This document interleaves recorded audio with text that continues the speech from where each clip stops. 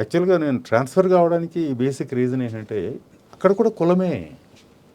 ఇప్పుడు అక్కడ ఏంటి, నోటీస్ చేస్తే నల్గొండ జిల్లాలో ఈ SC ST BC minority women వీళ్ళందరినీ ఈ డ్రై మండల్స్లో ఎంఆర్ఓస్గా వేసేవాళ్ళు. డ్రై మండల్స్ అంతే.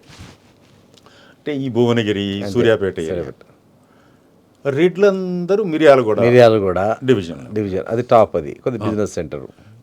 అంటే ఇప్పుడు ప్రాజెక్ట్ కింద కదా, మొత్తం ఇరిగేషన్ డెల్టా ఏరియా.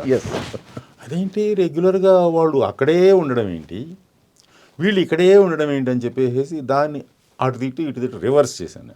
ఇట్లా ఇది చేసింది నా వరకు నాకేంటి, ఇదేంటి ఇట్లా ఎల్లకాలం వీళ్ళు ఇక్కడే ఉండడం ఏంటి, వాళ్ళు అక్కడే ఉండడం ఏంటి, ఇదేదో బాగాలేదే అని చెప్పి నేను అనుకున్నాను.